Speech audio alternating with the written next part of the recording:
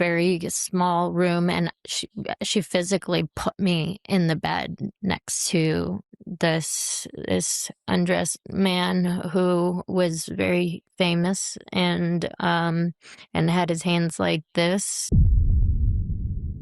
Now, this is going to be a topic of conversation that we have to dive deeper into because I don't find it coincidental at all that Hayden Panettiere lost her life directly after exposing Hollywood, yeah.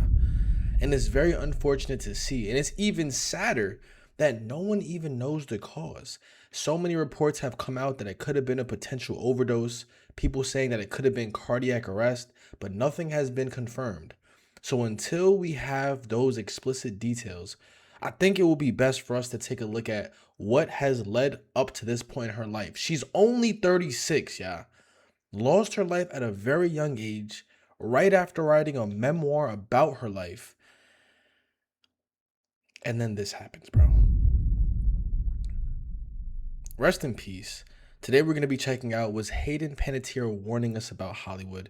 Make sure you guys do leave a like down below and subscribe. But let's get into this, yeah. Hayden Panettiere spoke out about her experiences in Hollywood, and what she said will leave you speechless. She told a very sad story about an incident that happened on a boat, where she was put in a very compromising situation. Hayden had joined a short list of celebrities willing to speak out about what they were put through. Today, we are going to analyze exactly what she was trying to reveal about Hollywood and attempt to figure out why so many celebrities deal with this issue. By now, all of you should have heard the terrible news that happened yesterday. I want to say RIP to her and give my condolences to her family. 100%. This was truly unexpected 100%. and insanely sad. I used to watch her in Heroes and other shows when I was much younger, and I was not expecting this at all. She was way too young and had so many years left ahead of her. Sadly, this is becoming all too common in the industry. What's even more tragic is that all of this seems to have happened to her right as she was trying to get her life together. She spoke about dealing with the difficulties of growing up in Hollywood and how they had taken a toll on her. It didn't feel like I had a normal childhood, normal upbringing, but add this to her becoming a new mother and dealing with the pressures of that, and she was left in a very difficult position. But it does seem that she was trying to fix whatever was wrong with her by speaking out. Just a few months ago, she released her memoir in which she detailed difficulties while growing up in Hollywood. Like many child stars who developed into adults in the industry, she experienced a lot of things that should have never happened to her. Why does it seem like this part of the story always seems the same no matter what child actor we talk about? They always tend to bring up similar experiences, and most of the time, we can see that they were affected by it. This is what Hayden claimed was deeply affecting her, and she spoke all about it in her book. Her memoir, This Is Me, she recounts a deeply disturbing experience from when she was 18, during a vacation on a luxury super yacht in south of France with a trusted industry associate. This associate, whom she viewed as a protector, instructed her to meet someone in a small cabin. There, she found a famous 30-something British singer-songwriter lying down, and this woman pushed her towards him before leaving them alone. Hayden claimed she was paralyzed by a lifetime of professional compliance and initially froze. Upon being left alone though, she flipped out and went into survival mode. She confronted the musician by directly telling him that she didn't know what they told him, but nothing was going to happen before fleeing the room. The only thing was, she was trapped on the yacht and had no option but to hide. Panettiere described the incident as a profound betrayal, likening the feeling to being physically struck and expressing that she was treated like a call girl by someone who had previously acted as a close friend. Many saw this as Hayden revealing the darker side of the industry. They believe 100%. she was talking about how the backdoor deals are made. People believe that they were possibly offering her a big opportunity, but to seal the deal, she had to meet with that man on the yacht. She was then taken to the private room to meet him, and she was expected to do as he wanted if she was going to get that opportunity. This is one of the darkest stories I have seen a celebrity detail in their book. She recently did an interview where she spoke about this incident, and when she tells the story in person, you can see the pain in her eyes. I realized that I was in danger, but by the time I'd realized I was in danger, I was quite literally out to sea. And it was that moment shook me and was shocking. And I was quite literally walked down, and I had been having a great time there was no hints of anything like that happening. So it took me, I was shocked. It took me by surprise. And it was somebody led by somebody that I had grown to trust and see as a protector and somebody who had my back. And to be walked down, down the stairs, and it was as like a surprise, presented as though it was like a surprise. And it was this very small room, and she physically put me in the bed next to this undressed man who was very famous, and had his hands like this, like this was just, an average day for him. And this is something that happens all the time. And I waited for her to leave, and I mean that lion in me, that fire in me, that my hair stood on end, and I became ferocious. I was like, this is not happening. But I had nowhere to hide, and I bolted, and I hid wherever I could think of to hide on a boat. That's crazy, On a bro. boat. There was no jumping off and swimming away, and there was nobody who was going to. I realized that there was nobody who was going to be empathetic to my situation, that this was nothing new to them. That's absolutely crazy. And this is what we speak about when we say the groomers and the handlers. Because for her to have trusted this person, and then for that person to put her in such a compromising situation, goes to show that that person didn't have her best interest at heart. They were literally grooming her through the process of what she is describing.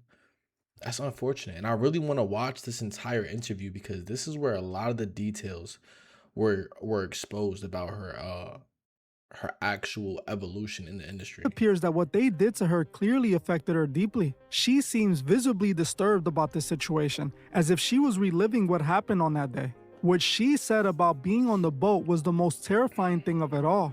It is like they picked this boat so she would have nowhere else to go.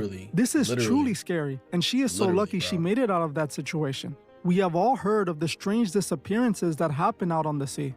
Unfortunately, although she described them, she never identified this mystery man, leaving his name unknown and allowing him the opportunity to do it to others. This is why so many people feel the industry is a wicked place. They hear stories like this, and many feel it reflects the behavior of the industry as a whole. A lot of people were on TikTok making videos saying that this was an Epstein conspiracy, that the man that was described, or that she didn't name, was actually Epstein, right? That was just the beginning, because she started off as a childhood star, childhood actress, that she was this entire world, and that he was one of the main players. But that's just a conspiracy theory so far. Reminded me of the video the Daily News just released of Beyonce. In that video, Beyonce is seen sitting on top of a music industry executive's lap to discuss a feature of Michael Jackson. All right, here we go. Come on over here. Here, you can do it. You want to sit on? You want to make this easier? You can sit on my lap. Michael. Michael. Hi. Okay, Okay. All right, we're in the studio, and I have Beyonce sitting on my lap, and I'm gonna put you on speakerphone. Oh God. I'm sorry. Yeah, I'm gonna put you on speakerphone to talk to her, and Okay. You're shaking. Okay, you ready? Okay, hold on. Oh no. I'm gonna pass out. Michael? Yes, Mark. Here we go. I have Beyonce here. Hi. Hi, Beyonce. How you doing? Well, good. I really appreciate you doing this, because we're giving back. I'm very honored. I can't believe I'm doing this. Yes. Thank you. Thank you very much for giving me this opportunity. But thank you. Brad Buxer is putting down the track now. Right here, Michael. Brad, Yes. you're putting down the track now. Yep. Yeah, Beyonce's gonna go in the studio and lay it down now, and you're gonna give her inspiration. Michael, when she was listening to the track, she fell in love with it immediately. Yes, I did. I love it. You did? Yeah, Yes. immediately, Michael. It's wonderful. She lit up, immediately from the very first line of the first verse. But please don't. This isn't weird to y'all? like, regardless of the conversation, Beyonce is just sitting on this gentleman's lap the entire time. Not weird, yeah. Beyonce, my voice. Your voice sounds great. You sound. He was getting over the flu when we recorded this. Getting over the flu, I had the And flu. this is only his demo track for everyone. That's to how his hear, voice so- sounds when it's Yeah. when he has the flu. Well, it sounds wonderful. does. And the first line, I screamed. Literally, I screamed. And Michael, she's, you know, these guys can sing. I mean, she's gonna nail this. This is great. So we're happening. The vibe couldn't be any better. Let's get going then. All right, let's right. get going. Love you, Michael. I love you too. All right, Bye. talk to you later, Michael. Love you. Love you. Thank you. Thank you. Love you. Bye bye. Bye. Oh, that was He tough. gets very emotional over this project. I mean, he's. I'm happy I talked to him. Oh, I want to do a little.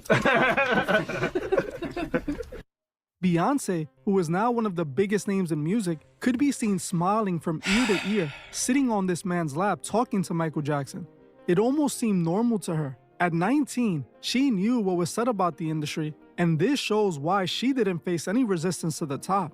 To me, this was the same scenario Hayden Panettiere had described in her book. Many believe that this is one of the only ways you can achieve success in the industry. Disgusting, bro. Unfortunately, Hayden did not get the opportunity to reveal who the man was. It seemed like she was not ready to open that can of worms, and now we will never know who he really is.